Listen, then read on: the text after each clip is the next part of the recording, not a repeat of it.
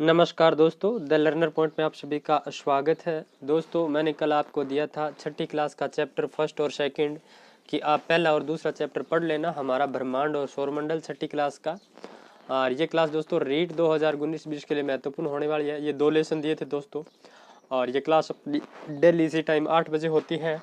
और इसके बाद दोस्तों 9 बजे होगी आपकी राजस्थान अध्ययन की क्लास, जीके की। वो जीके की मैं इसलिए ले रहा हूँ दोस्तों क्योंकि गवर्नमेंट का कोई पता नहीं, आर टेट करवा के बाद में गवर्नमेंट ऐसा कर दे कि सेकंड पेपर होगा तो उसमें जीके आएगा। मैंने उस पर वीडियो भी बनाया, आप जरूर देखना। और दोस्तों कल के लिए आपको बता दूं, कल आपको तीसरा और चौथा लेसन पढ़ना है। और दोस्तों ये क्लास बीच में मत छोड़ना, अत्यंत महत्वपूर्ण होने वाली है क्लास। यदि आपने नहीं पढ़ा है पहला दूसरा चैप्टर तो भी आपका यह मैटर सारा क्लियर हो जाएगा। देखिए दोस्तों, पहला क्वेश्चन है आपके सामने स्क्रीन पर कि आकाश में दिखाई देने वाले तारे किस गैस के मिश्रण होते हैं। आकाश में दिखाई देने वाले तारे किस गैस के मिश्रण होते हैं। मैंने वो प्रश्न उठाए हैं दोस्तों जो कि वेरी इंपॉर्टेंट है, फिर उनकी व्याख्या भी की है नीचे। तो आकाश में दिखाई देने वाले तारे किस गैस के मिश्रण होते हैं, तो इसका राइट आंसर है वो हो जाएगा दोस्तों हाइड्रोजन और हीलियम गैस के मिश्रण होते हैं आकाश में दिखाई देने वाले तारे। और दोस्तों सूर्य है वो भी एक तारा है दोस्तों, और वो भी हाइड्रोजन और हीलियम गैस से ही बना हुआ है। तो ये बात भी आपको ध्यान में रखनी है कि आकाश में दिखाई देने वाले तारे किस गैस का मिश्रण होते हैं, तो हाइड्रोजन और हीलियम गैस का। तो ये पहले चैप्टर में दे रखा है दोस्तों छठी क्लास के। नेक्स्ट प्रश्न है दोस्तों दूसरा, खगोलीय पिंडों के बीच दूरी का मापन करने के लिए कौन सी इकाई काम में ली जाती है। वेरी इंपॉर्टेंट है दोस्तों। यानी खगोलीय पिंड है उनके बीच बहुत ज़्यादा दूरी होती है दोस्तों, और उनके बीच की दूरी का मापन करने के लिए कौन सी इकाई है वो काम में ली जाती है। तो चलिए इसका आंसर मैं आपको बता देता हूँ, आप अपने आंसर देते जाना नीचे कमेंट बॉक्स में। तो इसका राइट आंसर है वो हो जाएगा दोस्तों प्रकाश वर्ष। प्रकाश वर्ष है वो दोस्तों खगोलीय पिंडों के बीच दूरी का मापन करने के लिए एक इकाई है जो काम में ली जाती है। अब देखिए दोस्तों प्रकाश वर्ष के बारे में पूरी आपको डिटेल बता देता हूँ, प्रकाश वर्ष है क्या। तो चलिए दोस्तों यहाँ से आप देखिएगा, थोड़ा सा कॉम्प्रोमाइज़ करना है क्योंकि पीडीएफ है ना, बढ़ाते टाइम थोड़ा ऐसे हो जाता है। तो देखिए प्रकाश वर्ष यहाँ से देखिए, यहाँ से देखिए प्रकाश वर्ष दूरी का मापक है। इसका उपयोग खगोलीय पिंडों के बीच दूरी का मापन करने के लिए किया जाता है दोस्तों। एक वर्ष की अवधि में 3 लाख किलोमीटर प्रति सेकंड की गति से जितनी दूरी तय की जाती है उसी दूरी को दोस्तों एक प्रकाश वर्ष कहा जाता है। इस प्रकाश वर्ष में लगभग 95 खरब किलोमीटर की दूरी तय करता है ये दोस्तों एक वर्ष में यह प्रकाश वर्ष, और अतः यही दूरी प्रकाश वर्ष कहलाती है। थोड़ा टिपिकल है दोस्तों, बस अपन को इतना ध्यान रखना है कि प्रकाश खगोलीय पिंडों के बीच की दूरी को मापन करने के लिए कौन सी इकाई काम में ली जाती है, तो प्रकाश वर्ष है वो काम में ली जाती है। नेक्स्ट प्रश्न है दोस्तों आपके सामने स्क्रीन पर, ब्रह्मांड की उत्पत्ति का सर्वमान्य सिद्धांत कौन सा है। ब्रह्मांड की उत्पत्ति का सर्वमान्य सिद्धांत कौन सा है, तो इसका राइट आंसर है वो हो जाएगा दोस्तों बिग बैंग सिद्धांत है वो ब्रह्मांड की उत्पत्ति का सर्वमान्य सिद्धांत है। चलिए दोस्तों बिग बैंग सिद्धांत के बारे में थोड़ा जान लेते हैं कि बिग बैंग सिद्धांत है क्या। तो देखिए दोस्तों 13.7 अरब वर्ष पहले एक बहुत बड़ा विस्फोट हुआ था दोस्तों, जिसे बिग बैंग सिद्धांत कहा जाता है। क्या कहा जाता है, बिग बैंग सिद्धांत कहा जाता है। ये थोड़ी दोस्तों टाइपिंग में हो जाती है कई बार, तो उसे बिग बैंग सिद्धांत कहा जाता है दोस्तों। और विस्फोट के बाद दोस्तों ब्रह्मांड और खगोलीय पिंडों की उत्पत्ति हुई थी, तब से इसका विस्तार हो रहा है। यानी पहले जितने भी खगोलीय पिंड तारे वगैरह जो भी थे सारा का सारा दोस्तों एक गोला था, और उस गोले में विस्फोट हुआ। उस विस्फोट के कारण दोस्तों अलग अलग ब्रह्मांड में खगोलीय पिंडों आदि की उत्पत्ति हुई, और आज ब्रह्मांड का विस्तार हो रहा है। ऐसी घटना घटित हुई थी दोस्तों 13.7 अरब वर्ष पहले, और बिग बैंग सिद्धांत है ये ब्रह्मांड की उत्पत्ति से संबंधित सिद्धांत है। वेरी इंपॉर्टेंट है, छठी क्लास सामाजिक अध्ययन पहला चैप्टर में दिया हुआ है। नेक्स्ट क्वेश्चन है दोस्तों, ब्रह्मांड में अनेक आकाश गंगा है। ब्रह्मांड में अनेक, ये दोस्तों टाइपिंग में हो जाता है, थोड़ा कॉम्प्रोमाइज करना होगा। ब्रह्मांड में अनेक आकाश गंगाएं हैं, यह हमारा सौर परिवार किस आकाश गंगा का भाग है। वेरी इंपॉर्टेंट है, ब्रह्मांड में अनेक आकाश गंगाएं हैं, हमारा सौर परिवार किस आकाश गंगा का भाग है। तो इसका राइट आंसर है वो हो जाएगा दोस्तों, वेरी वेरी इंपॉर्टेंट है, मंदाकिनी या इरावत। मंदाकिनी या इरावत पथ दोस्तों हमारी जो आकाशगंगा है वो, यानी हमारे सौर मंडल वाली जो सौर परिवार की जो आकाशगंगा है दोस्तों, जिसमें हमारा सौर परिवार आता है, वो दोस्तों मंदाकिनी या इरावत आकाशगंगा है। नेक्स्ट प्रश्न देखिए दोस्तों, आपके सामने है स्क्रीन पर, हमारे ग्रह पृथ्वी के सबसे निकट तारा कौन सा है? हमारे ग्रह पृथ्वी के निकट तारा कौन सा है? तो इसका राइट आंसर हो जाएगा दोस्तों। और बता दूं दोस्तों, प्रश्न है ज़्यादा कठिनाई के स्तर के नहीं बढ़ेंगे छठी क्लास में, क्योंकि छठी क्लास नॉर्मल किताब है। आगे जैसे जैसे किताबें आती जाएगी कठिनाई का स्तर थोड़ा बढ़ता जाएगा। तो हमारे ग्रह पृथ्वी के सबसे निकट तारा कौन सा है? तो इसका राइट आंसर हो जाएगा दोस्तों, हमारे पृथ्वी के निकट तारा सूर्य है। कौन सा है? सूर्य है। नेक्स्ट प्रश्न देखिए दोस्तों, ये सीटेट में आया था दोस्तों, प्रश्न अभी आया है सीटेट में, धूमकेतु या पुच्छल तारा की पूंछ सूर्य के सापेक्ष होती है। वेरी वेरी इंपॉर्टेंट है दोस्तों, देखिए छठी क्लास में उठा लिया सीटेट में, तो रीट में भी आ सकता है ऐसा प्रश्न, रीट में भी आ सकता है, ये सीटेट में आ गया तो रीट में भी ऐसा प्रश्न उठाया जा सकता है। तो प्रश्न है, धूमकेतु या पुच्छल तारा की पूंछ सूर्य के सापेक्ष होती है। तो दोस्तों पहले आपको मैं धूमकेतु या पुच्छल तारे के बारे में बताऊं, चलिए पूरी डिटेल देख ही लेते हैं इसके बारे में। देखिए, सूर्य के विपरीत होती है पुच्छल तारे की, जो सूर्य के सापेक्ष है वो दिशा क्या होती है? धूमकेतु की पूंछ सूर्य के सापेक्ष कैसी रहती है दोस्तों? तो विपरीत रहती है, सूर्य की तरफ हमेशा धूमकेतु या पुच्छल तारे का सिर रहता है। क्या रहता है? सर रहता है। अब देखिए दोस्तों, पुच्छल तारे के बारे में अपन थोड़ा जान लेते हैं, फिर ये क्वेश्चन भी आपके थोड़ा समझ में आ जाएगा। देखिए, पुच्छल तारा जिसे धूमकेतु भी कहा जाता है दोस्तों, जिसकी रचना बर्फ, धूल, छोटी छोटी चट्टानों और आदि पदार्थों से हुई है दोस्तों, और यह इतनी तेज गति से मतलब आगे बढ़ता है, इतनी तेज गति से आगे बढ़ता है दोस्तों कि इसमें ये धूल कण, छोटी छोटी चट्टानें और ये गैसीय पदार्थ होते हैं, ये पीछे पुंज की संरचना बना लेते हैं दोस्तों। इस कारण इसे पुच्छल तारा कहा जाता है। और धूमकेतु एक पुच्छल तारा है दोस्तों, याद रखना, धूमकेतु एक पुच्छल तारा है जिसका सर हमेशा सूर्य की तरफ और पूंछ दोस्तों विपरीत दिशा में रहती है, और यह दोस्तों सूर्य के चारों ओर निश्चित पथ में परिक्रमा करता है।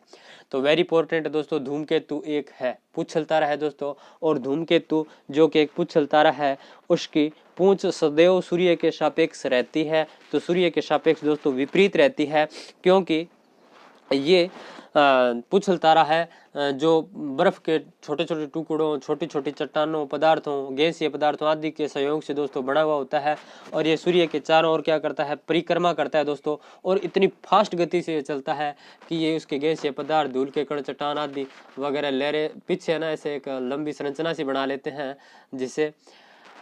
जिसके कारण इसे पुच्छल तारा कहा जाता है दोस्तों। और इसका सर हमेशा सूर्य की तरफ रहता है, और दोस्तों इसकी पूंछ है वो विपरीत दिशा में रहती है। ये है दोस्तों धूमकेतु या पुच्छल तारा।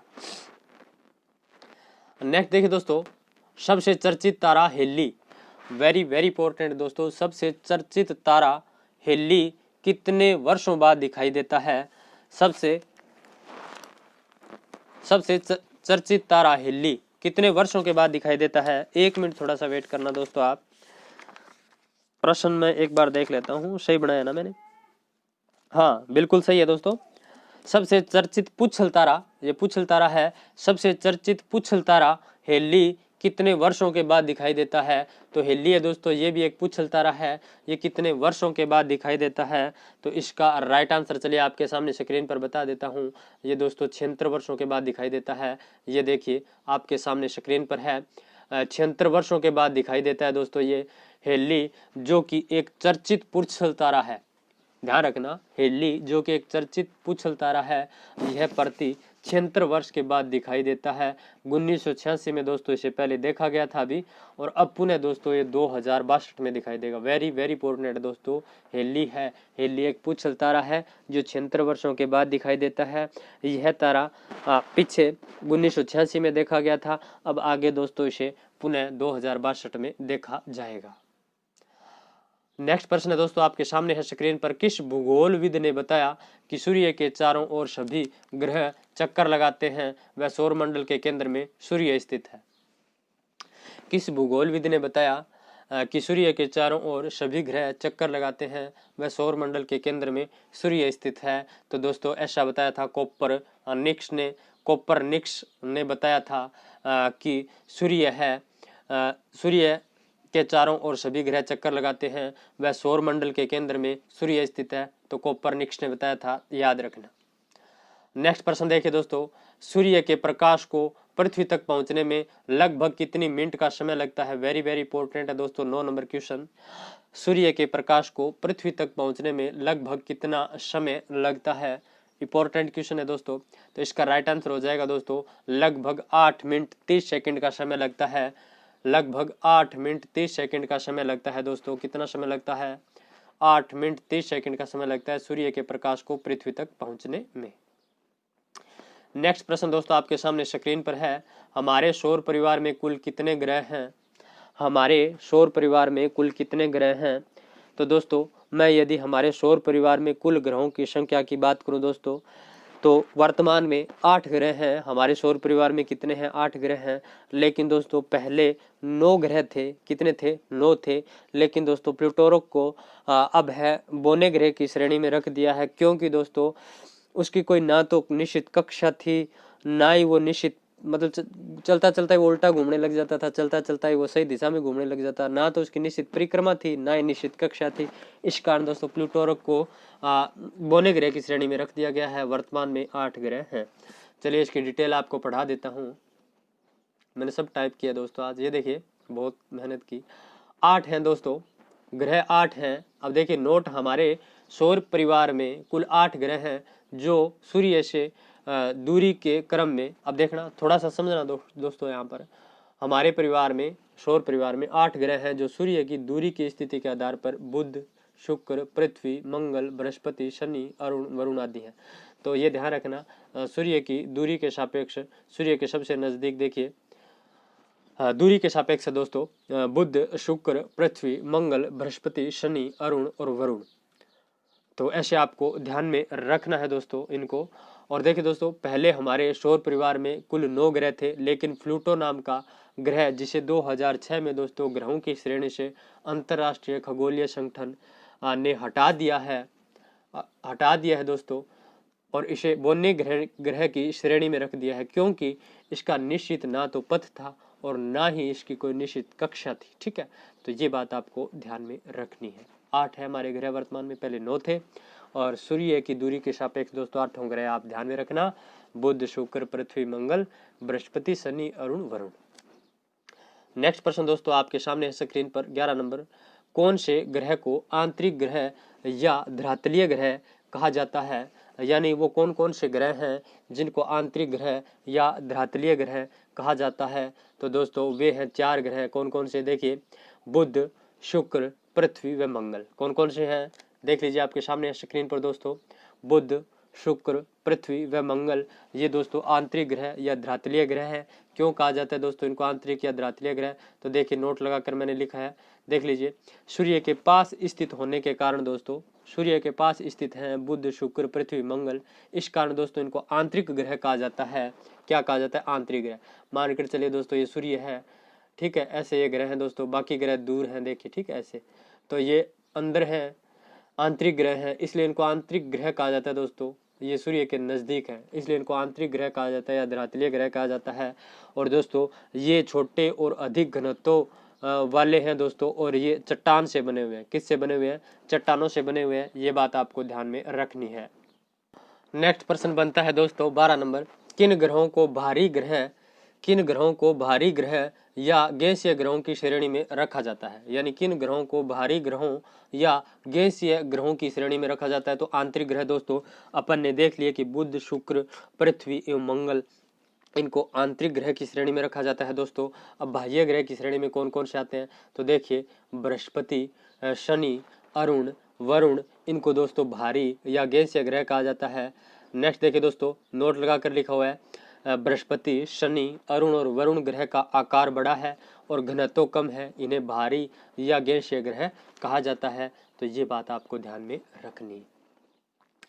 नेक्स्ट प्रश्न देखिए दोस्तों, आपके सामने स्क्रीन पर है कि उपग्रह किसे कहा जाता है। दोस्तों ये सिर्फ शब्दावली समझाने के लिए मैंने प्रश्न डाला है कि उपग्रह किसे कहा जाता है। तो चलिए दोस्तों देख लेते हैं इसका आंसर कि उपग्रह किसे कहा जाता है। तो ये लीजिए दोस्तों, ऐसा आकाशीय पिंड जो किसी ग्रह के चारों ओर चक्कर लगाता है उसे उपग्रह कहा जाता है।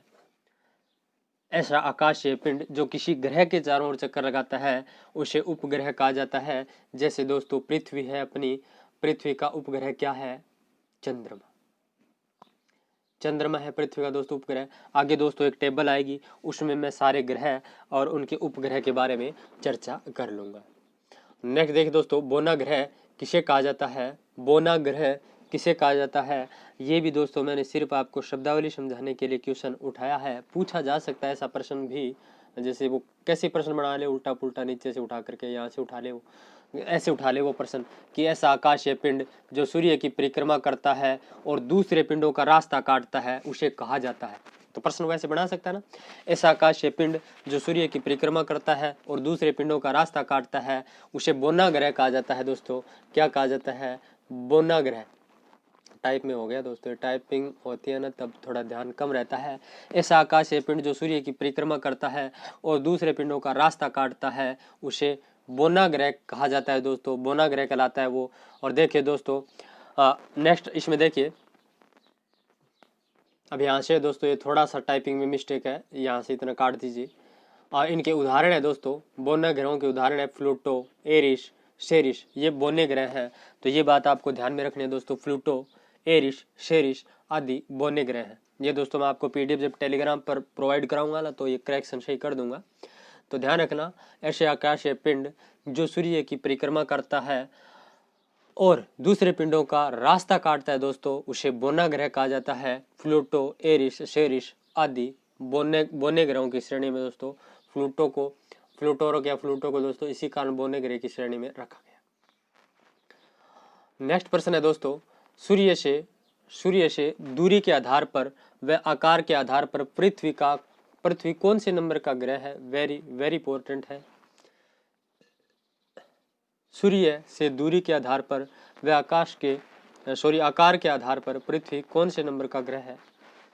तो इसका राइट आंसर हो जाएगा दोस्तों, सूर्य से दूरी के आधार पर दोस्तों पृथ्वी है वो तीसरे नंबर का। सूर्य से दूरी के आधार पर तो दोस्तों पृथ्वी तीसरे नंबर का, क्योंकि पहले बुध, फिर शुक्र, फिर पृथ्वी आती है दोस्तों। दूरी के आधार पर अपन देखें तो बुध सबसे नजदीक बुध है, फिर शुक्र है, फिर पृथ्वी है, फिर मंगल है। तो दूरी के आधार पर दोस्तों तीसरा है पृथ्वी। और दोस्तों आकार के आधार पर पांचवा बड़ा ग्रह है। तो आपको ये बात ध्यान में रखनी है कि सूर्य से दूरी के आधार पर हमारी पृथ्वी है वो तीसरे नंबर पर है। पहले नंबर पर है बुध, दूसरे पर है शुक्र, तीसरे पर है पृथ्वी, चौथे पर है मंगल, ठीक है, पांचवें पर है बृहस्पति। और दोस्तों यदि प्रश्न ऐसे पूछ ले वो कि आकार के आधार पर पृथ्वी कौन से नंबर पर है, तो आकार के आधार पर दोस्तों पृथ्वी पांचवें नंबर पर है। नेक्स्ट प्रश्न देखिए दोस्तों, आपके सामने है स्क्रीन पर, किस ग्रह को पृथ्वी का जुड़वा ग्रह माना जाता है? किस ग्रह को पृथ्वी की जुड़वा बहन कहा जाता है या किस ग्रह को पृथ्वी का जुड़वा ग्रह माना जाता है? तो इसका राइट आंसर है वो हो जाएगा दोस्तों शुक्र को। शुक्र को कहा जाता है दोस्तों पृथ्वी का जुड़वा ग्रह। क्यों कहा जाता है? क्योंकि शुक्र ग्रह का आकृति लगभग पृथ्वी के समान है, ठीक है। नेक्स्ट प्रश्न है दोस्तों, किस ग्रह को जीवंत ग्रह कहा जाता है? किस ग्रह को जीवंत ग्रह कहा जाता है? तो दोस्तों बस ये प्रश्न इसीलिए उठाया कि एक बार अपने माइंड में आ जाए बस, बाकी आपको पता है दोस्तों जीवंत ग्रह है वो पृथ्वी को कहा जाता है। क्यों कहा जाता है दोस्तों? तो नीचे देख लीजिए पृथ्वी, इसका राइट आंसर हो जाएगा पृथ्वी को जीवंत ग्रह कहा जाता है। और देखिए दोस्तों पृथ्वी सौर परिवार का एकमात्र ऐसा ग्रह है जिस पर जीवन पाया जाता है। इस कारण दोस्तों पृथ्वी को जीवंत ग्रह की संज्ञा दी जाती है। नेक्स्ट प्रश्न है दोस्तों आपके सामने स्क्रीन पर 18 नंबर, पृथ्वी का औसत तापमान कितना रहता है जो जीवन जीने के लिए अनुकूल होता है? यानी पृथ्वी का औसत तापमान कितना रहता है जो एक जीवन के लिए अनुकूल है? तो इसका राइट आंसर है वो हो जाएगा दोस्तों 15 डिग्री सेंटीग्रेड। कितना? 15 डिग्री सेंटीग्रेड। देखिए 15 डिग्री सेंटीग्रेड। नेक्स्ट प्रश्न है दोस्तों, वायुमंडल किसे कहा जाता है? ये सिर्फ इसलिए उठाया दोस्तों प्रश्न ताकि आपकी शब्दावली मजबूत हो। ऐसा इसमें शब्दावली भी जरूरी है दोस्तों। तो देखिए, पृथ्वी के चारों ओर गैसों का आवरण पाया जाता है, उसे वायुमंडल की संज्ञा दी जाती है दोस्तों, जिसमें विभिन्न प्रकार की गैसें नाइट्रोजन, ऑक्सीजन, ऑर्गन, ऑक्साइड आदि वायुमंडल में पाई जाने वाली दोस्तों महत्वपूर्ण गैसें हैं। तो ये बात आपको ध्यान में रखनी है। वायुमंडल किसे कहा जाता है? पृथ्वी के चारों ओर जो गैस या आवरण पाया जाता है दोस्तों, उसे वायुमंडल की संज्ञा दी जाती है, जिसमें nitrogen, oxygen, organ, carbon dioxide आदि गैसें पाई जाती है। नेक्स्ट प्रश्न है दोस्तों, वायुमंडल में किस गैस का प्रतिशत सर्वाधिक है? वेरी इंपॉर्टेंट है दोस्तों। वायुमंडल में किस गैस का प्रतिशत सर्वाधिक है? ये बुक में तो नहीं दिया था, लेकिन मैंने बढ़ा दिया प्रश्न। तो इसका राइट आंसर हो जाएगा दोस्तों नाइट्रोजन है। वायुमंडल में सर्वाधिक गैस का प्रतिशत नाइट्रोजन का है। ये लगभग दोस्तों 78% पाई जाती है। एक्यूरेट मुझे ध्यान नहीं है, लगभग 78% पाई जाती है। बिल्कुल सही है, ठीक है, मतलब पॉइंटों में ध्यान नहीं है दोस्तों। नेक्स्ट प्रश्न है, पृथ्वी के लगभग कितने प्रतिशत भाग पर जल पाया जाता है? 21 नंबर प्रश्न है कि लगभग पृथ्वी के कितने प्रतिशत भाग पर जल पाया जाता है?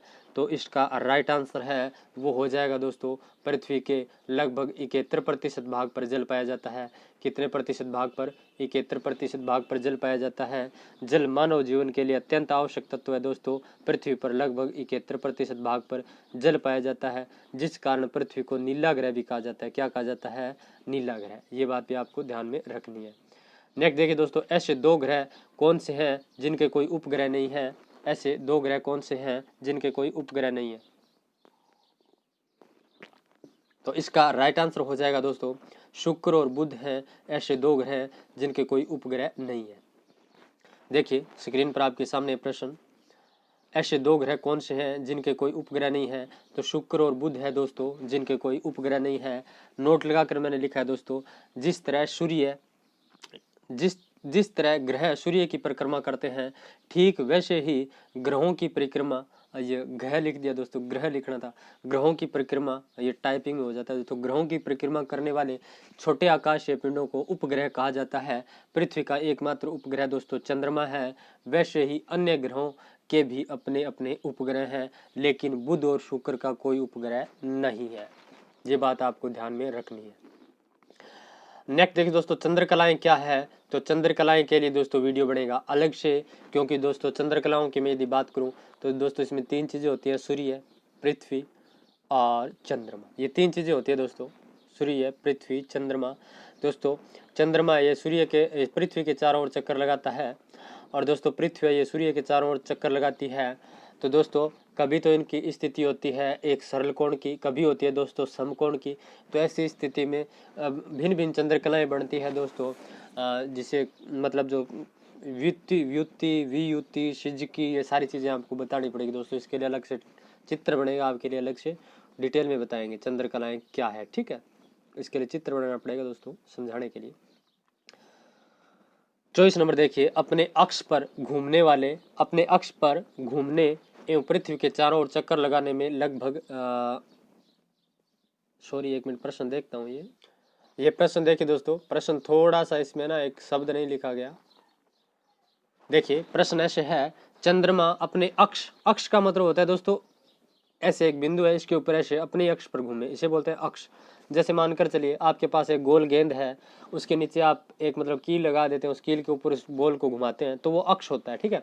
चंद्रमा अपने अक्ष पर घूमने एवं पृथ्वी के चारों ओर चक्कर लगाने में लगभग कितने दिन लगाता है? प्रश्न ऐसे थोड़ा टाइपिंग में हो गया, पीडीएफ में दोस्तों सही कर देंगे।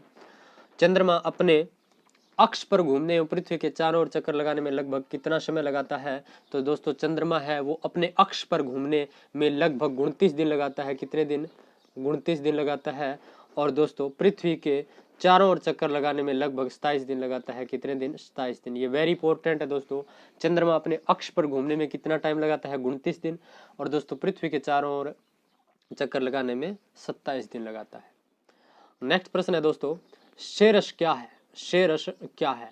तो दोस्तों सेरस नीचे आपको दिखाई दे जाएगा, ये देखिए सेरस एक क्षुद्र ग्रह है ये दोस्तों छू छू लिखा नहीं गया था, छू, ठीक है, ये ऐसे लिखा जाता क्षुद्र, पर टाइपिंग में हो जाता है। शेरस क्या है, तो शेरस है दोस्तों एक क्षुद्र ग्रह है, क्षुद्र ग्रह है।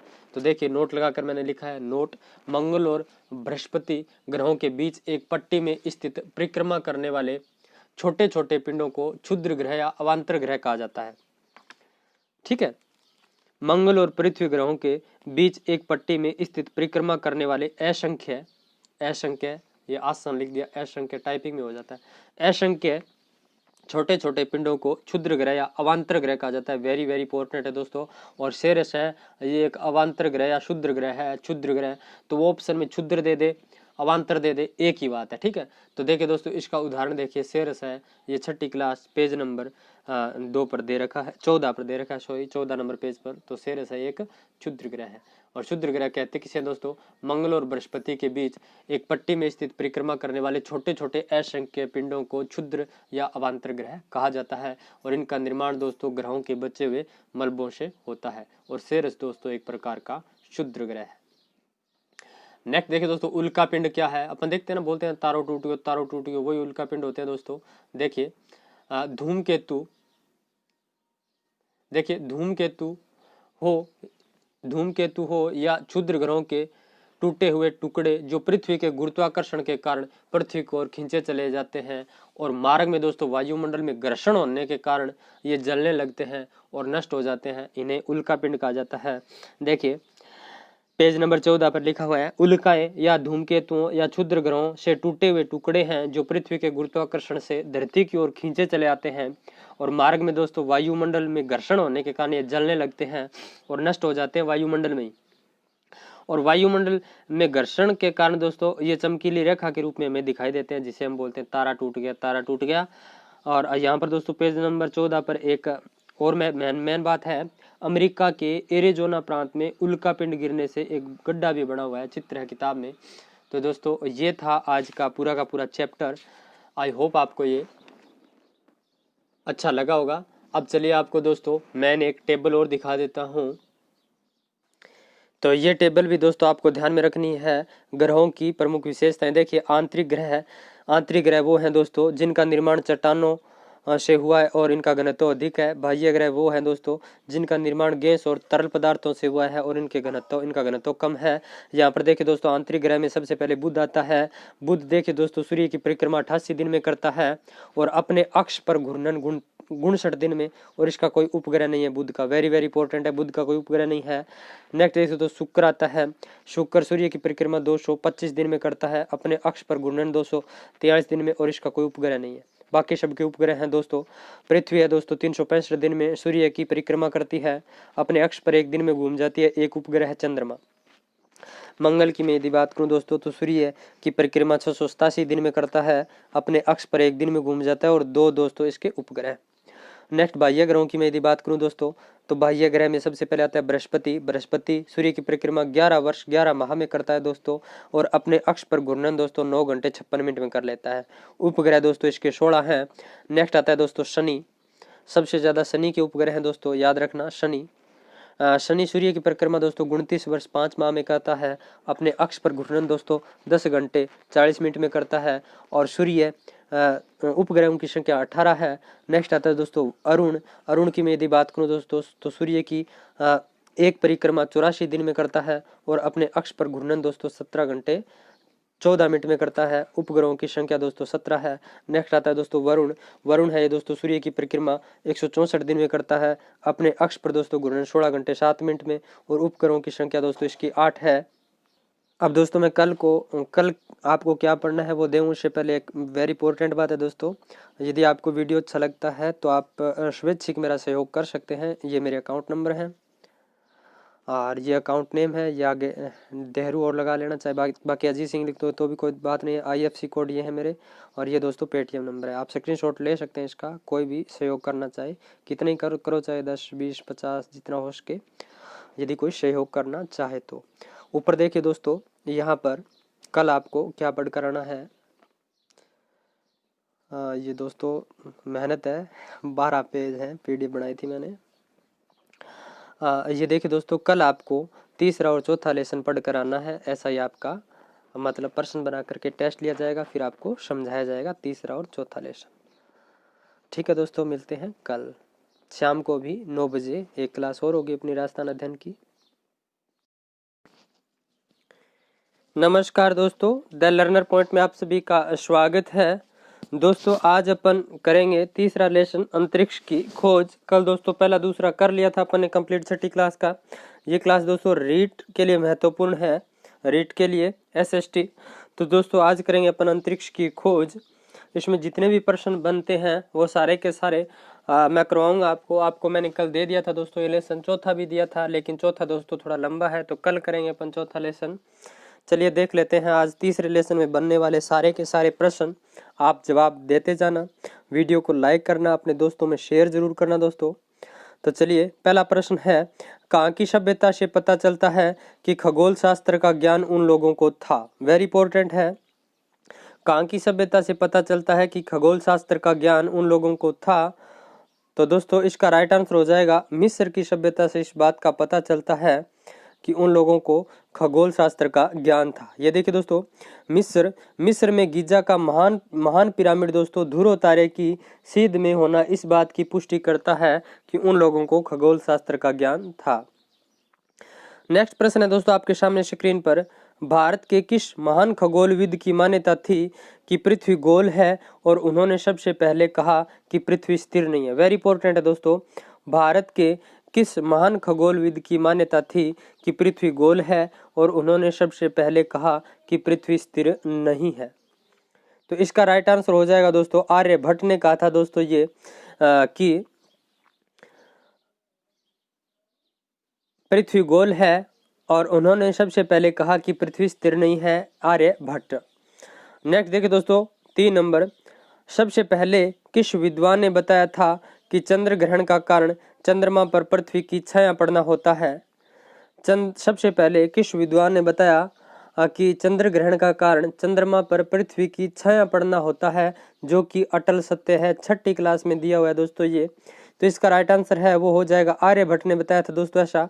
सबसे पहले आर्यभट्ट ने ये बताया था कि चंद्र ग्रहण का कारण चंद्रमा पर पृथ्वी की छाया पड़ना होता है, आर्यभट्ट। नेक्स्ट प्रश्न देखिए दोस्तों,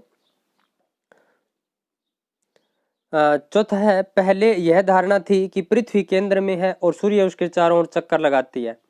ठीक है, देखिए पहले यह धारणा थी कि पृथ्वी केंद्र में है और सूर्य उसके चारों ओर वर्ताकार मार्ग में चक्कर लगाता है। यह धारणा 16वीं सदी में किस विद्वान ने तोड़ी। यानी पहले ऐसी मान्यता थी कि पृथ्वी है वो स्थिर है, उसके चारों ओर सूर्य है वो चक्कर लगाता है। ये धारणा 16वीं सदी में किस विद्वान ने तोड़ी थी। तो इसका राइट आंसर हो जाएगा दोस्तों कोपरनिकस ने तोड़ी थी ये धारणा लोगों की। किसने? कोपरनिकस।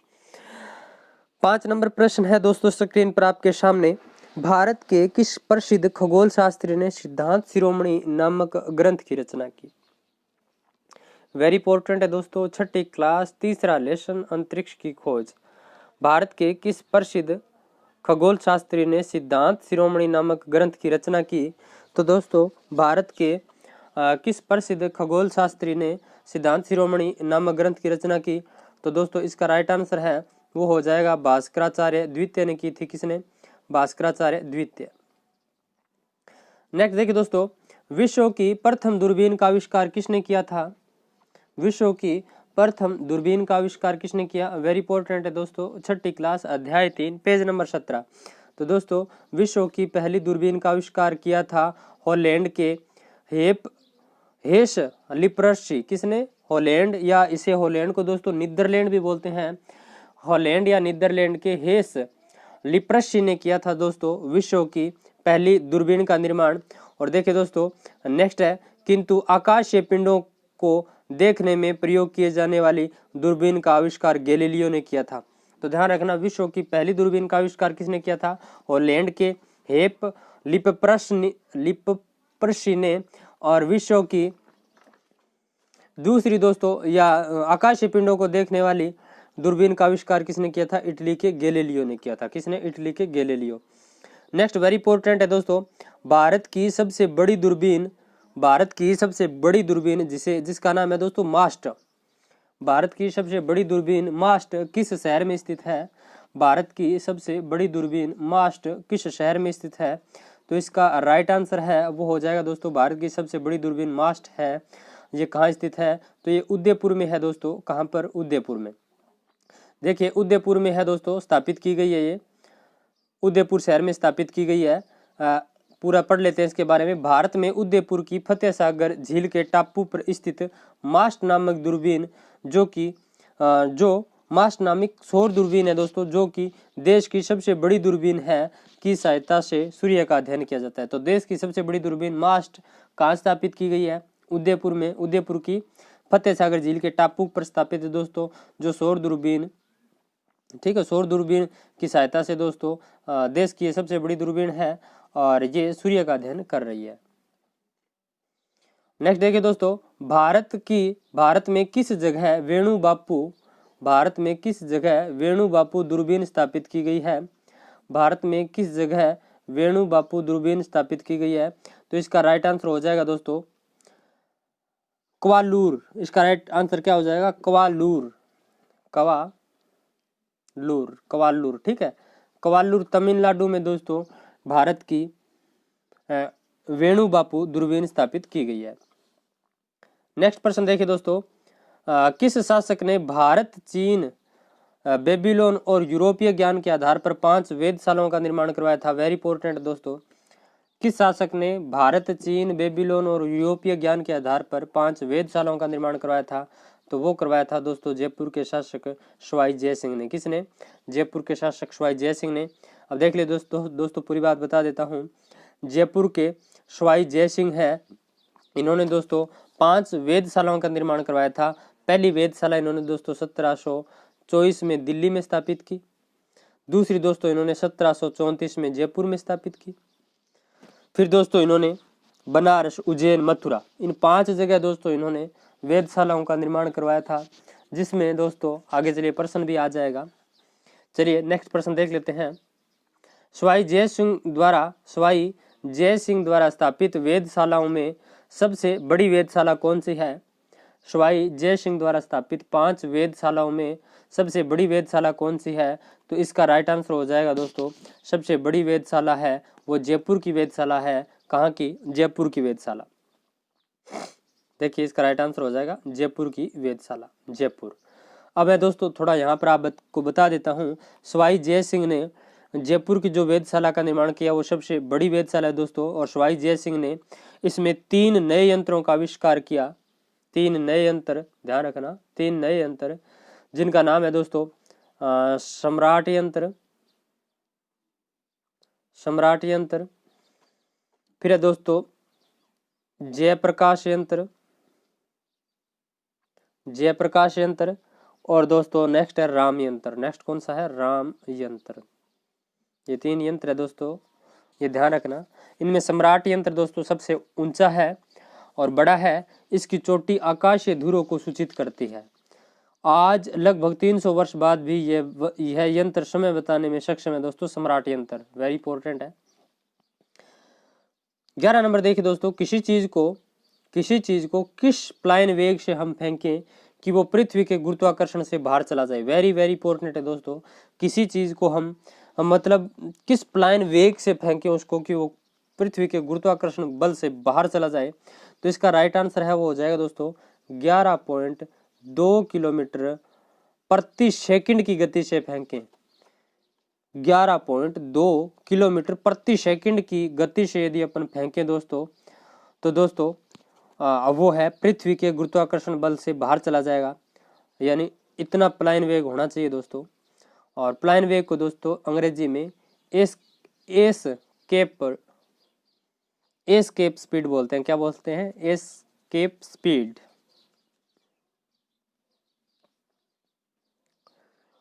नेक्स्ट देखिए दोस्तों, विश्व का पहला कौन सा उपग्रह 1957 में सोवियत संघ द्वारा अंतरिक्ष में रॉकेट की सहायता से पहुंचाया गया? वेरी इंपॉर्टेंट है दोस्तों, विश्व का पहला कौन सा उपग्रह 1957 में सोवियत संघ द्वारा अंतरिक्ष में रॉकेट की सहायता से पहुंचाया गया? तो इसका राइट आंसर हो जाएगा दोस्तों स्पुतनिक फर्स्ट। कौन सा? स्पुतनिक फर्स्ट भेजा गया था, स्पुतनिक फर्स्ट। नेक्स्ट प्रश्न देखिए दोस्तों, सोवियत संघ द्वारा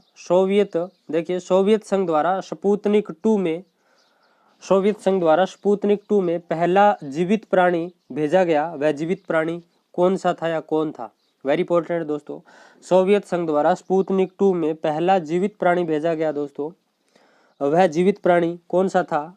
यानी सोवियत संघ द्वारा स्पुतनिक 2 जो उपग्रह है उसमें पहला जीवित प्राणी भेजा गया, वह जीवित प्राणी कौन था?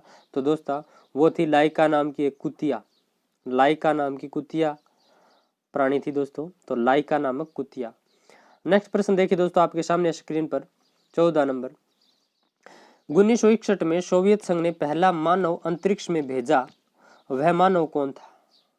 1961 में सोवियत संघ ने पहला मानव अंतरिक्ष में भेजा, वह मानव कौन था? तो दोस्तों इसका राइट आंसर है वो हो जाएगा यूरी गागरिन। यूरी गागरिन को भेजा गया था दोस्तों, पहला व्यक्ति, विश्व का पहला व्यक्ति दोस्तों। ये इनका उपग्रह का नाम था वोस्तोक फर्स्ट। क्या नाम था? वोस्तोक फर्स्ट, जिसमें विश्व का पहला अंतरिक्ष यात्री, ठीक है, यूरी गागरिन भेजा गया दोस्तों। नेक्स्ट देखिए 15 नंबर है, सबसे पहले किस अंतरिक्ष यात्री ने चंद्रमा पर अपना पहला कदम रखा?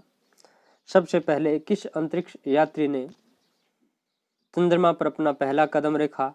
तो इसका हो जाएगा दोस्तों नील आर्मस्ट्रॉन्ग। नील आर्मस्ट्रॉन्ग ने रखा था, नील आर्मस्ट्रॉन्ग। ये देखिए नील आर्मस्ट्रॉन्ग। नेक्स्ट देखिए दोस्तों 16 नंबर प्रश्न, भारत में सर्वप्रथम 1984 में अंतरिक्ष में यात्रा करने का गौरव किस भारतीय को प्राप्त हुआ? भारत में सर्वप्रथम 1984 में अंतरिक्ष में यात्रा करने का गौरव किसे प्राप्त हुआ? तो दोस्तों इसका राइट आंसर है और वो हो जाएगा राकेश शर्मा। राकेश शर्मा को प्राप्त हुआ था दोस्तों। राकेश शर्मा भारत के प्रथम अंतरिक्ष यात्री राकेश शर्मा ही थे दोस्तों, जिन्होंने सोयूज टी 11 यान में ये गए थे दोस्तों। और नेक्स्ट आता है प्रश्न आपके सामने स्क्रीन पर, भारतीय अंतरिक्ष की यात्रा करने वाली पहली महिला कौन सी थी? और वैसे भारतीय अंतरिक्ष में जाने वाली क्रम में दूसरी और पहली महिला कौन थी? तो इसका राइट आंसर हो जाएगा दोस्तों कल्पना चावला। कल्पना चावला हो जाएगा। थोड़ा बता देता हूं दोस्तों, जो राकेश शर्मा है इनका जन्म 1949 में पंजाब राज्य के पटियाला में हुआ था, और जो कल्पना चावला है दोस्तों इनका जन्म हरियाणा राज्य के करनाल में हुआ था 1961 में। तो ये बात आपको ध्यान में रखनी है। और दोस्तों ये कल्पना चावला है एक शोध वैज्ञानिक थी और प्रसिद्ध अंतरिक्ष यात्री, और वे भारतीय अंतरिक्ष में जाने वाली पहली महिला और राकेश शर्मा के बाद दूसरी थी। और कोलंबिया अंतरिक्ष यान के वापस लौटते समय दोस्तों 2003 में दुर्घटना में 6 अन्य सदस्यों सहित इनकी मृत्यु हो गई थी। तो नेक्स्ट प्रश्न देखिए दोस्तों, कल्पना चावला हो गया। 18 नंबर देखिए, भारतीय मूल की अमेरिकी किस नागरिक ने अंतरिक्ष में सर्वाधिक समय बिताने का रिकॉर्ड तोड़ा? भारतीय मूल की किस अमेरिकी नागरिक ने अंतरिक्ष में सर्वाधिक समय बिताने का रिकॉर्ड तोड़ा? तो इसका राइट आंसर हो जाएगा दोस्तों सुनीता विलियम्स। क्या हो जाएगा? सुनीता विलियम्स ने तोड़ा था दोस्तों ये रिकॉर्ड। किसने? सुनीता विलियम्स। नेक्स्ट देखिए दोस्तों 19 नंबर, इसरो यानी भारतीय अंतरिक्ष अनुसंधान संगठन की स्थापना है दोस्तों, टाइप करने में हो गया ऐसे, की स्थापना कब व किसके द्वारा की गई? इसरो यानी भारतीय अंतरिक्ष अनुसंधान संगठन की स्थापना कब व किसके द्वारा की गई? तो इसका राइट आंसर हो जाएगा दोस्तों 1962 में प्रसिद्ध वैज्ञानिक होमी जहांगीर बाबा के द्वारा की गई। होमी जहांगीर बाबा के द्वारा की गई थी दोस्तों भारतीय अंतरिक्ष अनुसंधान संगठन इसरो की। और दोस्तों भारतीय अंतरिक्ष अनुसंधान इसरो के द्वारा भारतीय प्रथम कृत्रिम उपग्रह आर्यभट्ट मतलब भेजा गया था 1975 में, ठीक है। तो पहला भारतीय कृत्रिम उपग्रह का नाम क्या था? आर्यभट्ट था। ये बात भी आपको ध्यान में रखनी है। नेक्स्ट देखिए दोस्तों, भारत का प्रथम कृत्रिम उपग्रह आर्यभट्ट जिसे 1975 में सोवियत संघ द्वारा प्रक्षेपित किया गया, वह प्रक्षेपित किस स्थान से किया गया? वेरी इंपॉर्टेंट है। भारत का प्रथम उपग्रह जिसे आर्यभट्ट आर्यभट्ट नाम दिया गया, जिसे 1975 में सोवियत संघ के द्वारा अंतरिक्ष में प्रक्षेपित किया गया। किस स्थान से किया गया? तो दोस्तों इसका राइट आंसर हो जाएगा बेकानूर अंतरिक्ष केंद्र। क्या हो जाएगा? बेकानूर अंतरिक्ष केंद्र, बेकानूर अंतरिक्ष केंद्र। नेक्स्ट प्रश्न देखिए दोस्तों,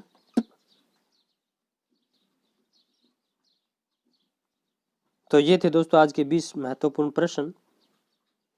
आई होप आपको अच्छे लगे होंगे। यदि अच्छा लगा है वीडियो तो लाइक करना, शेयर करना अपने दोस्तों में। 9 बजे होगी दोस्तों राजस्थान अध्ययन की क्लास। नमस्कार दोस्तों, द लर्नर पॉइंट में आप सभी का स्वागत है। दोस्तों अपन कर रहे थे एसएसटी रीट के लिए, और एसएसटी में दोस्तों 6ठी क्लास में आज अपन करेंगे चौथा चैप्टर। 3 चैप्टर अपन ने कंप्लीट कर लिए हैं। यदि वो चैप्टर आपने नहीं देखे हैं तो दोस्तों जरूर देख लेना। मैं आपको करवा रहा हूँ जितने भी महत्वपूर्ण प्रश्न बन रहे हैं एसएसटी 6ठी से 10th क्लास। 6ठी कर रहे हैं अभी अपन, चौथा चैप्टर। तो चलिए बिना देरी के पहला प्रश्न शुरू करते हैं। पहला प्रश्न है आपके सामने स्क्रीन पर दोस्तों, हमारी पृथ्वी दोनों ध्रुवों पर थोड़ी चपटी है तथा मध्य भाग से उभरी है, इस प्रकार की आकृति को क्या कहा जाता है? वेरी इंपॉर्टेंट है दोस्तों। हमारी पृथ्वी दोनों ध्रुवों पर थोड़ी चपटी है तथा मध्य भाग से उभरी है, इस प्रकार की आकृति को क्या कहा जाता है? तो दोस्तों इस प्रकार की आकृति को जियोड आकार कहा जाता है। जियोड का क्या कहा जाता है? जियोड, याद रखना, जियोड। इसे भू आप भी कहा जाता है दोस्तों। पृथ्वी ना तो अंडाकार है ना गोलाकार है, पृथ्वी की आकृति है जियोड, या इसे आप हिंदी में भू आप बोल सकते हैं। क्या बोल सकते हैं? भू आप। नेक्स्ट प्रश्न आता है दोस्तों, ये देखिए दोस्तों, भू आप या जियोड। नेक्स्ट प्रश्न आता है, हमारी पृथ्वी के मध्य आकार का, हमारी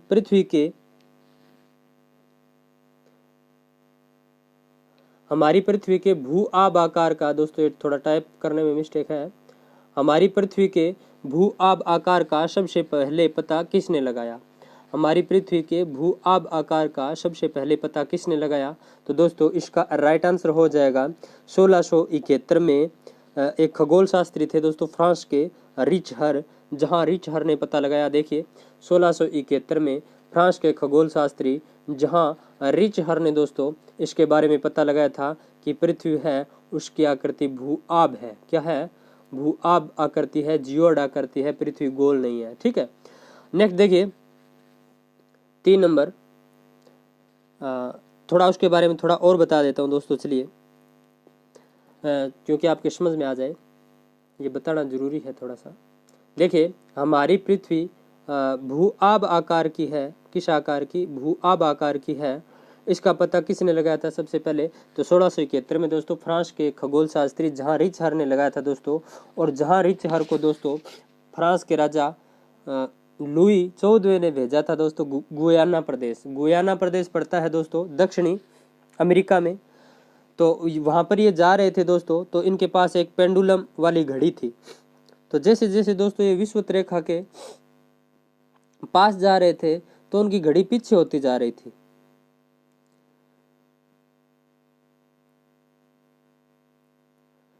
घड़ी पीछे होती जा रही थी, तो इसका वो पता तो नहीं लगा पाए कि घड़ी उनकी पीछे कैसे होती जा रही है। लेकिन आगे दोस्तों गुरुत्वाकर्षण का सिद्धांत दिया था किसने? न्यूटन ने गुरुत्वाकर्षण का नियम दिया था, गुरुत्वाकर्षण और गति का नियम। तब रिचर ने यह अनुमान लगा लिया था कि हाँ यही कारण था कि पृथ्वी है वो बिल्कुल गोल नहीं है, पृथ्वी है वो भुआब आकार की है। किस आकार की? भुआब आकार की है। इसी कारण है मेरी पेंडुलम वाली घड़ी मतलब विषुवत रेखा पर तो गुरुत्वाकर्षण बल ज्यादा था, बाद में जैसे जैसे मैं उत्तर दिशा की ओर गया तो दोस्तों उसका गुरुत्वाकर्षण बल है वो कम होता गया। ठीक है, इसी कारण उसकी पेंडुलम की घड़ी दोस्तों धीमी हो गई थी। तो ये बात दोस्तों 6ठी क्लास में लिखी हुई है पेज नंबर 4 पर। 6 नंबर देखिए, हमारी पृथ्वी अपने अक्ष पर पश्चिम से पूर्व की ओर घूमती है। इस समय परिक्रमण तल पर कितने का कोण बनता है दोस्तों? ये कोण बनता है, ऐसे कोण लिख दिया, कोण बनता है। हमारी पृथ्वी अपने अक्ष पर पश्चिम से पूर्व की ओर घूमती है। इस समय परिक्रमण तल पर कितने डिग्री का कोण बनता है? तो दोस्तों इसका राइट आंसर हो जाएगा 66.5 डिग्री का कोण बनता है। कितने का? 66.5।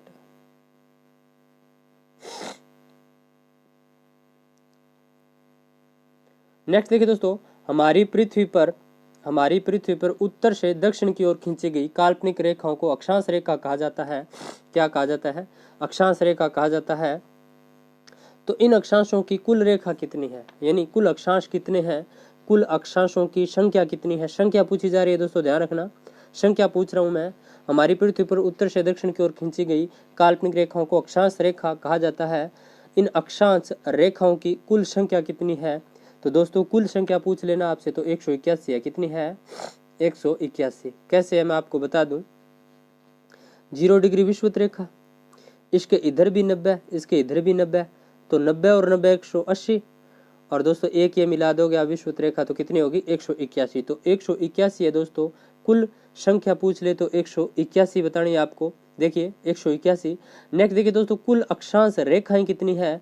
कुल अक्षांश रेखाएं पूछ ले दोस्तों तो 179 है। कितनी है? 179 है। कैसे है मैं बताऊं, तो दोस्तों ध्रुवों पर जो 90 डिग्री है ना, उनकी कोई रेखा नहीं बनती है, उनकी कोई रेखा नहीं बनती है, वो बिंदु मात्र है। तो उनको माइनस कर देंगे 181 में से, -2 कर देंगे तो 179। कुल अक्षांश रेखाएं पूछ लेना, कुल अक्षांश रेखाएं कितनी है? तो दोस्तों 179 है। कुल अक्षांश कितने हैं ऐसे पूछ लें तो दोस्तों 181 है। ये ध्यान रखना आप। नेक्स्ट देखिए दोस्तों, 0 डिग्री अक्षांश रेखा को किस नाम से जाना जाता है? ये सिंपल सा प्रश्न है। 0 डिग्री अक्षांश रेखा को किस नाम से जाना जाता है? तो दोस्तों इसका राइट आंसर हो जाएगा, इसे दोस्तों विषुवत रेखा या भूमध्य रेखा के नाम से जाना जाता है। किसके नाम से? विषुवत रेखा या भूमध्य रेखा के नाम से जाना जाता है। ये मैंने प्रश्न क्यों उठाया दोस्तों? आपको सबके नाम बताने के लिए, ठीक है, इसलिए उठाया मैंने। तो दोस्तों 0 डिग्री है, इसको बोला जाता है दोस्तों विषुवत रेखा या भूमध्य रेखा। यहाँ दोस्तों 23.5 डिग्री है, उसको बोला जाता है उत्तरी को कर्क रेखा। यहाँ 23.5 डिग्री दक्षिण है, उसको बोला जाता है मकर रेखा। और दोस्तों 66.5 डिग्री है ये, इसको बोला जाता है दोस्तों आर्कटिक रेखा। और दोस्तों यहाँ 66.5 डिग्री है, उसको बोला जाता है अंटार्कटिक रेखा। तो ये आपको बताने के लिए दोस्तों मैंने प्रश्न बढ़ाया था। नेक्स्ट प्रश्न देखिए दोस्तों, दो अक्षांश रेखाओं के मध्य भाग को किस नाम से जाना जाता है? वेरी वेरी इंपॉर्टेंट है दोस्तों। जैसे 23.5 डिग्री उत्तरी, 23.5 डिग्री दक्षिणी, इनके मध्य भाग को किस नाम से जाना जाता है? तो दो अक्षांश रेखाओं के दोस्तों मध्य भाग को कटिबंध के नाम से जाना जाता है। जैसे अपन बोलते हैं ना उष्ण कटिबंध, शीतोष्ण कटिबंध, तो दो अक्षांश रेखाओं के मध्य भाग को दोस्तों कटिबंध बोला जाता है। और एक और देखना दोस्तों आप, अक्षांश और देशांतर रेखाओं का जाल होता है ना, उसको ग्रिड बोला जाता है। क्या बोला जाता है? ग्रिड। ये बात भी आपको ध्यान में रखनी है। अक्षांश और देशांतर रेखाओं का ऐसे जाल बनता है ना, उसको ग्रिड बोला जाता है। नेक्स्ट प्रश्न देखिए दोस्तों, दो देशांतर रेखाओं के मध्य भाग को किस नाम से जाना जाता है? यानी ऐसे दो देशांतर रेखाएं जो होती है दोस्तों उत्तर से दक्षिण की ओर खींची गई काल्पनिक रेखाएं, जिन्हें देशांतर कहा जाता है। तो दोस्तों देशांतर रेखाओं के मध्य भाग को किस नाम से जाना जाता है? तो देशांतर रेखाओं के मध्य भाग को दोस्तों गोर के नाम से जाना जाता है। किसके नाम से? गोर। ठीक है, ध्यान रखना, गोर के नाम से। ये दोस्तों टाइप करते टाइम थोड़ा गलत हो गया था, ठीक है, और मैं बोल भी गलत गया। इसका हो जाएगा दोस्तों पूर्व से पश्चिम, पूर्व से पश्चिम। थोड़ा ध्यान देना दोस्तों, हो जाती है टाइपिंग में मिस्टेक है, टाइपिंग में मिस्टेक होगी दोस्तों, नॉर्मल सी चीज़ थी और गलत कर गया, आपको भी गलत बता दिया, कोई बात नहीं। अब देख लीजिए, पूर्व से पश्चिम है दोस्तों। हमारी पृथ्वी पर पूर्व से पश्चिम की ओर खींची गई काल्पनिक रेखाओं को अक्षांश रेखा कहा जाता है। क्या कहा जाता है? अक्षांश रेखा। पूर्व से पश्चिम की ओर खींची गई काल्पनिक रेखाओं को अक्षांश रेखा कहा जाता है। ये थोड़ा ध्यान दे लेना दोस्तों, क्योंकि मैं दोबारा इसको करेक्शन कर नहीं सकता, PDF में कर दूंगा, क्योंकि वीडियो बहुत बढ़ चुका है अपना, ठीक है। तो ये थोड़ा ध्यान दे लेना, हो गई मेरे से गलती, कोई बात नहीं, क्योंकि मैं दोस्तों आगे यहाँ पर आ गया था तब ध्यान में आ गई है। तो ये गोर हो जाएगा दोस्तों, इसका राइट आंसर क्या हो जाएगा? गोर। नेक्स्ट प्रश्न देखिए दोस्तों, 0 डिग्री देशांतर रेखा 9 नंबर है। 0 डिग्री देशांतर रेखा, जिसे मानक समय रेखा भी कहा जाता है, इंग्लैंड के किस शहर से गुजरती है? 0 डिग्री देशांतर रेखा, जिसे विश्व मानक समय रेखा के नाम से भी जाना जाता है दोस्तों, ये इंग्लैंड के किस शहर से गुजरती है? तो दोस्तों इसका राइट आंसर हो जाएगा ग्रीनलैंड से। किस शहर से? ग्रीनलैंड से गुजरती है दोस्तों। और दोस्तों इसके इधर 180 देशांतर हैं और इधर 180 देशांतर है। और कुल देशांतर है दोस्तों 360। और दोस्तों ये विश्व का मानक समय रेखा भी बोलते हैं इसको, अंतर्राष्ट्रीय तिथि रेखा भी। तो ये बात आपको ध्यान में रखनी है। इधर अपन जाते हैं तो प्लस हो जाता है समय, इधर माइनस हो जाता है। यहाँ सोमवार है तो यहाँ रविवार होता है दोस्तों। और अपना भारत का मानक समय रेखा 82/1/2 इलाहाबाद के नैनी नामक स्थान से गुजरती है, जो विश्व मानक समय रेखा से 5.5 घंटे आगे है। ये बात भी आपको ध्यान में रखनी है। और दो दोस्तों देशांतर रेखाएं होती है, उनको पार करने में सूर्य की किरण को 4 मिनट का समय लगता है। तो दोस्तों 360 देशांतर होते हैं। 360 देशांतरों को पार करने में सूर्य की किरण को 1440 मिनट लगेंगे दोस्तों, यानी 360 × 4 तो 1440। 1440 को घंटा बनाएंगे तो दोस्तों 24 घंटा, तो 24 घंटा का दिन होता है। ठीक है, नेक्स्ट देखिए दोस्तों, एक देशांतर रेखा को दूसरी देशांतर रेखा को पार करने में सूर्य की किरणों को कितना समय लगता है, तो ये मैंने बता ही दिया, 4 मिनट का समय लगता है। कितने मिनट का? 4 मिनट का। नेक्स्ट प्रश्न देखिए दोस्तों 11 नंबर, भारतीय मानक समय रेखा कौन सी है, वह ग्रीनविच मानक समय रेखा के स्थानीय समय से कितने घंटे आगे है? तो इसका तो आपको पता है दोस्तों 82/1/2 और इलाहाबाद के नैनी नामक स्थान से गुजरती है दोस्तों ये। और ये ग्रीनविच मानक समय रेखा से 5.5 घंटे आगे है। ठीक है, 5.5 घंटे आगे है, ये बात भी आपको पता है। नेक्स्ट देखिए दोस्तों 12 नंबर, पृथ्वी अपने अक्ष पर 24 घंटे में एक चक्कर पूरा करती है, इसे किस नाम से जाना जाता है? तो वेरी वेरी इंपॉर्टेंट है दोस्तों ये। पृथ्वी अपने अक्ष पर 24 घंटे में एक चक्कर पूरा करती है, इसे किस नाम से जाना जाता है? तो इसका राइट आंसर हो जाएगा दोस्तों सौर दिवस के नाम से जाना जाता है, सौर दिवस। नेक्स्ट प्रश्न देखिए दोस्तों, हमारे भारतीय कैलेंडर में फरवरी का दिन, हमारे भारतीय कैलेंडर में फरवरी का दिन 29 का, फरवरी का दिन 29 का तो कभी 28 का होता है, ऐसा क्यों होता है? तो दोस्तों पूरा समझा देता हूँ आपको डिटेल से। जो हमारी पृथ्वी है ना, ये सूर्य के चारों ओर क्या लगाती है? चक्कर लगाती है दोस्तों। सूर्य के चारों ओर पृथ्वी चक्कर लगाती है, और ये पृथ्वी चक्कर लगाती है ना, तो ये 365 सही 6 घंटे में लगाती है, यानी 365 दिन और 6 घंटे।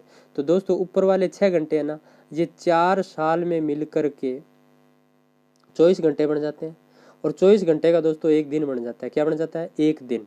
तो ठीक है, ये एक दिन बन जाता है ना, तब दोस्तों फरवरी है वो 29 की हो जाती है। और दोस्तों एक बात ध्यान रखना, कोई भी वर्ष जिसमें 4 का पूरा पूरा भाग जाए उसमें फरवरी हमेशा ही 29 की होती है। ठीक है, ध्यान रह जाएगा। 2020 में फरवरी 29 की आएगी दोस्तों। ठीक है, तो कभी आपको ऐसा प्रश्न पूछ ले किसी के बारे में कि रीजनिंग में ऐसा पूछा जा सकता है कि शाम है वो अपना जन्मदिन, शाम, ठीक है, ऐसे प्रश्न बना सकते हैं रीजनिंग में, शाम अपना जन्मदिन, ठीक है, 29 फरवरी को मनाता है। कब मनाता है?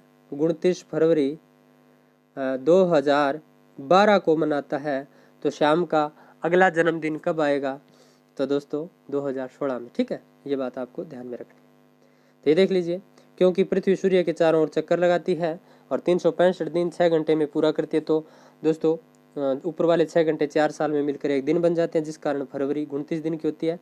वह वर्ष जिसमें 4 का पूरा पूरा भाग जाता है उसमें फरवरी 29 दिन की होती है।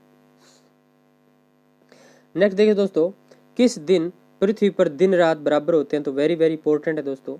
अब देखिए, ये सूर्य है, सूर्य के दोस्तों चारों ओर पृथ्वी क्या लगाती है? चक्कर लगाती है दोस्तों। ठीक है, चक्कर लगाती है।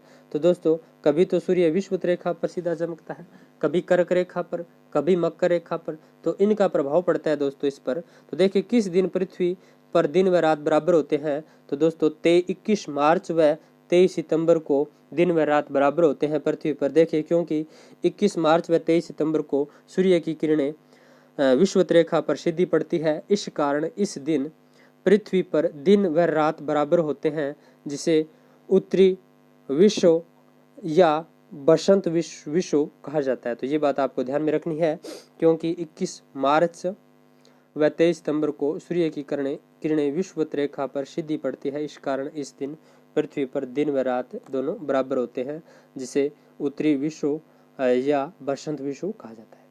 नेक्स्ट देखिए दोस्तों, किस दिन उत्तरी गोलार्ध में सबसे लंबा दिन होता है तथा दक्षिण गोलार्ध में सबसे लंबी रात? तो इसका राइट आंसर हो जाएगा दोस्तों 21 जून। 21 जून को दोस्तों उत्तरी गोलार्ध में सबसे लंबा दिन और दक्षिण गोलार्ध में सबसे लंबी रात होती है, क्योंकि दोस्तों इस दिन कर्क रेखा के ऊपर सूर्य है वो लंबवत चमकता है।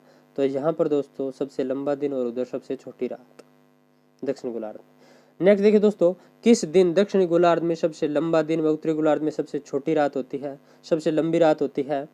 ध्यान रखना, किस दिन दक्षिण गोलार्ध में सबसे लंबा दिन व उत्तरी गोलार्ध में सबसे लंबी रात होती है। तो दोस्तों 22 दिसंबर इसका राइट आंसर हो जाएगा, 22 दिसंबर। तो दोस्तों आज की आपको PDF आई होप अच्छी लगी होगी। दोस्तों 4 नंबर थोड़ा सा गलत हो गया, टाइपिंग में गलत हो गया दोस्तों, पता था मुझे। नॉर्मल सी बात है कि पूर्व से पश्चिम की ओर खींची गई काल्पनिक रेखाएं अक्षांश और उत्तर से दक्षिण की ओर खींची गई काल्पनिक रेखाएं देशांतर कहलाती है। हो गई, कोई बात नहीं। नमस्कार दोस्तों, द लर्नर पॉइंट में आप सभी का स्वागत है। दोस्तों अपन कर रहे थे 6ठी क्लास की सामाजिक विज्ञान की किताब। अपन ने 4 लेसन पूरे कर लिए दोस्तों। आज मैं शुरू करूंगा 5वां और 6ठा। 5वां दोस्तों आज कंप्लीट कर देंगे और 6ठा लेसन है विश्व के महाद्वीप और महासागर। इसमें अपन एशिया महाद्वीप तक करेंगे, बाकी नेक्स्ट कल वीडियो में कर लेंगे। तो दोस्तों ये वीडियो अच्छा लगे तो लाइक करना, अपने दोस्तों में शेयर करना। जो मेन फैक्ट है वो उठा रहा हूँ दोस्तों मैं यहाँ पर। तो चलिए शुरू करते हैं आज का ये लेसन। तो देखिए दोस्तों, पहला फैक्ट निकल कर आ रहा है मानचित्र वाले में सर्वप्रथम प्राचीन यूनान के भूगोलवेत्ता हिकेटियस ने मानचित्र तैयार किया था। ये बात आपको ध्यान में रखनी है। सर्वप्रथम प्राचीन यूनान के भूगोलवेत्ता हिकेटियस ने मानचित्र तैयार किया था दोस्तों। और ये मानचित्र है दोस्तों, ये पूरा का पूरा जो मानचित्र है इसमें थोड़ी कमियां थी। क्या कमियां थी? क्योंकि इस टाइम तक दोस्तों पृथ्वी के जियोड आकार का पता नहीं था और इसमें केवल 3 ही महाद्वीपों को दर्शाया गया था। ठीक है, 3 ही महाद्वीपों को देख लीजिए, आगे आ जाएगा। देखिए यह मानचित्र पृथ्वी को वर्ताकार मानकर तैयार किया गया था, यानी इस टाइम तक पता ही नहीं था कि पृथ्वी का आकार जियोड है, क्योंकि इस समय तक पृथ्वी के जियोड आकार का पता नहीं था। जियोड आकार का तो दोस्तों बाद में पता लगाया था, अपन ने पिछले लेसन में पढ़ भी लिया उस चीज को। क्योंकि दोस्तों पृथ्वी के जियोड आकार का पता तब चला था जब 1671 में फ्रांस का एक खगोल शास्त्री जहां रिचहर कोष के राजा लुई 14वां ने गुयाना प्रदेश भेजा था। गुयाना प्रदेश दोस्तों दक्षिण अफ्रीका में पड़ता है, वहां भेजा था दोस्तों इसको। और इसके पास एक घड़ी थी पेंडुलम वाली घड़ी थी। जब यह बंदा विषुवत रेखा के पास स्थित था तो टाइम कुछ और था, और जैसे जैसे दोस्तों ये विषुवत रेखा से दूर चलता गया, यानी उस टापू के पास जाता गया, तब दोस्तों घड़ी में टाइम है वो कम होता गया। यानी इस बंदे को ये तो पता नहीं लगा उस टाइम तक कि ये कारण क्या हुआ कि घड़ी में टाइम है वो कम होता गया, यानी पृथ्वी का गुरुत्वाकर्षण बल है वो विषुवत रेखा पर तो ज्यादा था, लेकिन आगे जाते जाते गुरुत्वाकर्षण बल कम हो गया, यानी विषुवत रेखा पर ज्यादा था और उधर वो गुयाना प्रदेश की तरफ गया तो कम हो गया। इस टाइम तो इसे पता नहीं चला दोस्तों कि पृथ्वी का आकार जियोड है, लेकिन दोस्तों बाद में गुरुत्वाकर्षण का नियम दिया था न्यूटन ने, गुरुत्वाकर्षण का नियम दिया।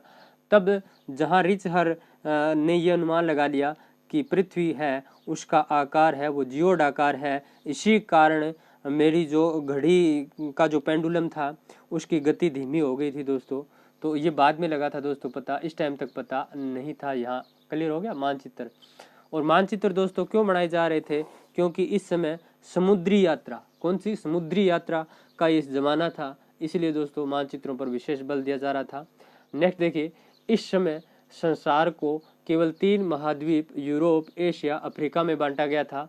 यानी ये जो मानचित्र तैयार किया गया इसमें पृथ्वी को केवल 3 भागों में बांटा गया, वो दोस्तों एशिया, यूरोप और अफ्रीका, इन 3 ही भागों में बांटा गया। अन्य महाद्वीपों का पता ही नहीं था दोस्तों इन लोगों को। नेक्स्ट देखिए, आगे चलकर ग्रीक राज्य के पतन के बाद, ये दोस्तों फैक्ट उठाया मैंने डायरेक्ट, आगे चलकर ग्रीक राज्य के पतन के बाद रोमन राज्य का उदय होता है दोस्तों। और महान भूगोलवेत्ता टोलमी ने यूरोप एवं संसार के अन्य मानचित्रों की रचना की तथा इसमें अक्षांश और देशांतर को भी दर्शाया। यानी आगे चल करके एक विस्तृत मानचित्र तैयार किया था किसने? भूगोलवेत्ता टोलमी ने। और इन्होंने दोस्तों मानचित्र में अक्षांश और देशांतर रेखा को भी दर्शाया। इसके साथ साथ दोस्तों इस बंदे ने अन्य महाद्वीप, ठीक है, अन्य महाद्वीप जैसे यूरोप एवं संसार के अन्य महाद्वीपों को भी इसमें दर्शाया। आगे चलकर देखिए दोस्तों, आगे चलकर 16वीं सदी में प्रिंटिंग मशीन का आविष्कार हो जाता है। और जब दोस्तों किसी चीज़ का प्रिंट आउट अपन ले सकते हैं, समझ रहे हो, प्रिंट कर सकते हैं तो चीज़ आसान हो जाती है। तो प्रिंटिंग मशीन का 16वीं शताब्दी में दोस्तों आविष्कार हुआ और इससे दोस्तों मानचित्रों का निर्माण और आसान हो गया था। और दोस्तों ये प्रश्न है वो पूछा जा सकता है और पूछा भी गया है, पूछा जा क्या सकता है, पूछा भी गया है कि सर्वप्रथम प्रिंटिंग मशीन का आविष्कार किस देश, मतलब कहाँ पर हुआ था। तो दोस्तों यूरोप में हुआ था। प्रिंटिंग मशीन का आविष्कार कहाँ पर हुआ था?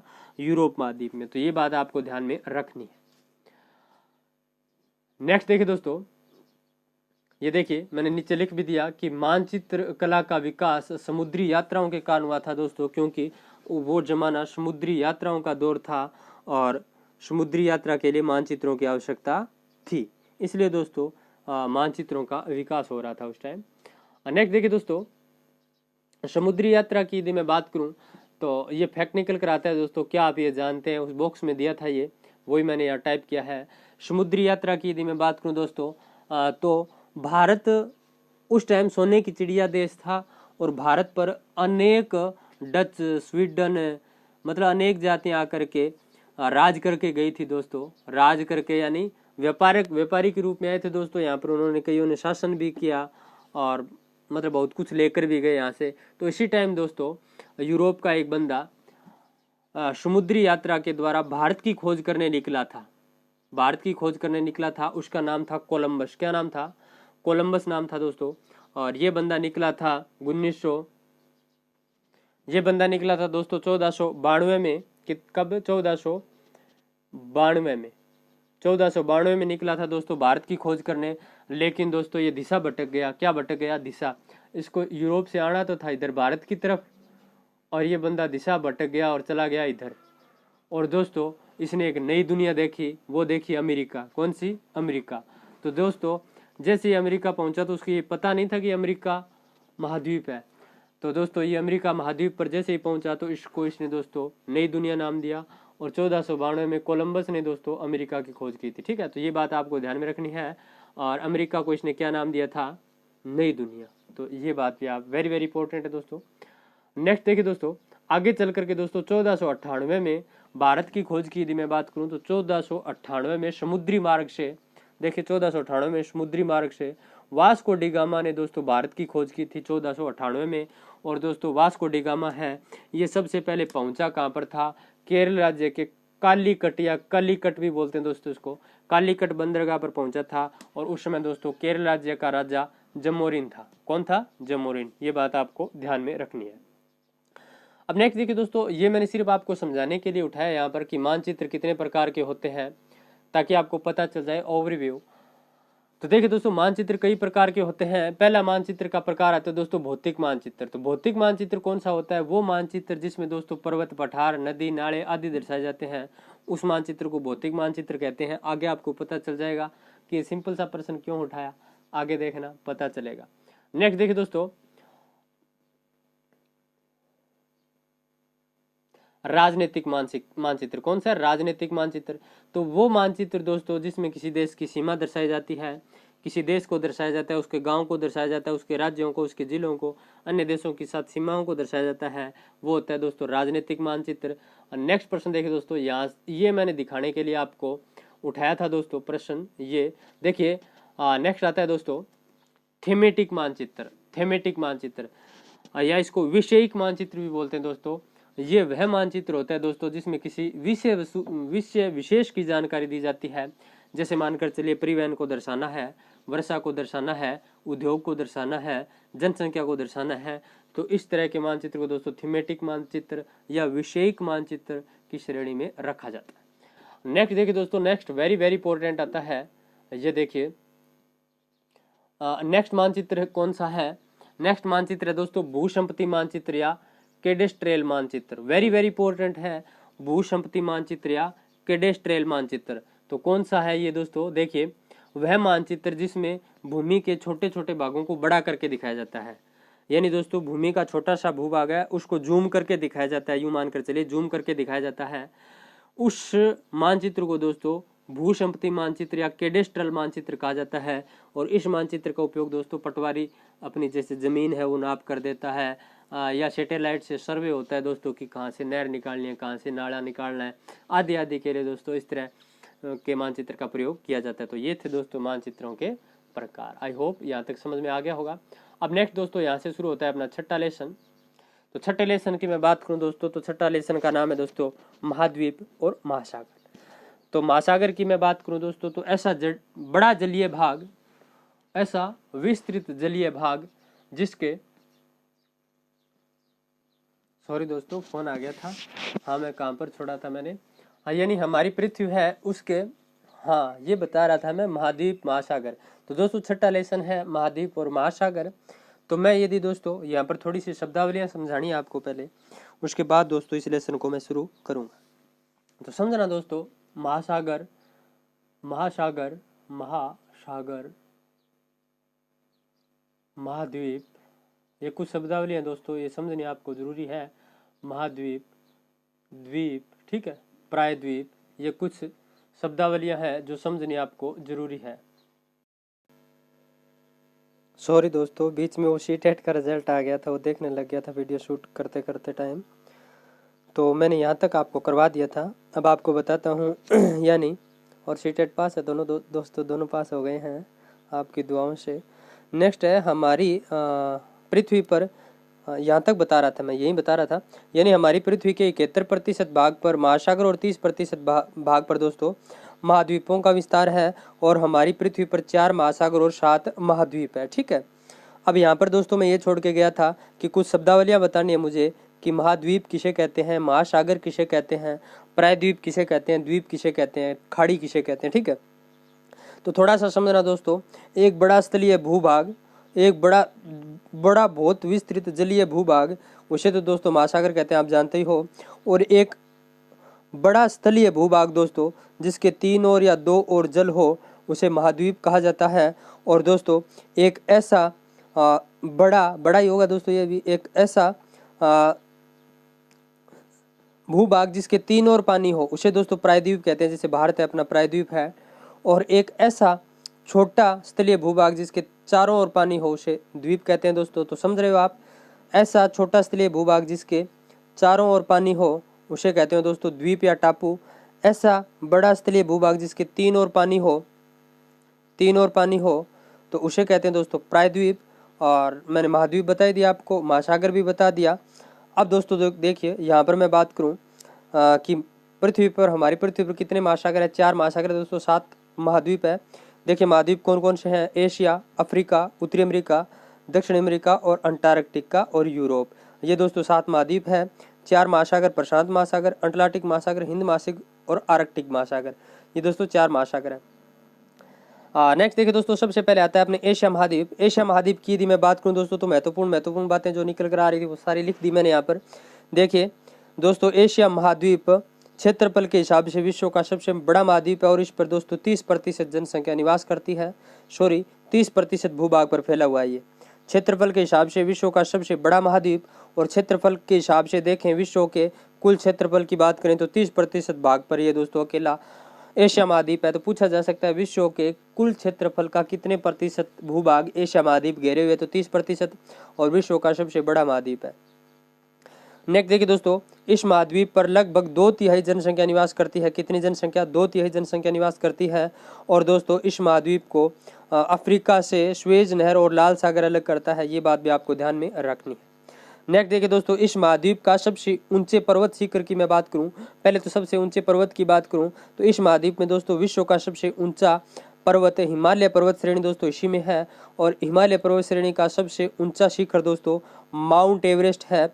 माउंट एवरेस्ट सबसे ऊंचा शिखर है जिसकी ऊंचाई 8,848 मीटर। कितनी? 8,848 मीटर। तो दोस्तों ध्यान रखना, ये माउंट एवरेस्ट है, ये भारत में नहीं है, ये नेपाल और चीन की सीमा पर स्थित है दोस्तों। भारत की तो सबसे ऊंची चोटी K2 है, कंचनजंगा 2। तो ये बात भी आपको ध्यान में रखनी है। इसके अलावा दोस्तों मैं बात करूं तो विश्व का सबसे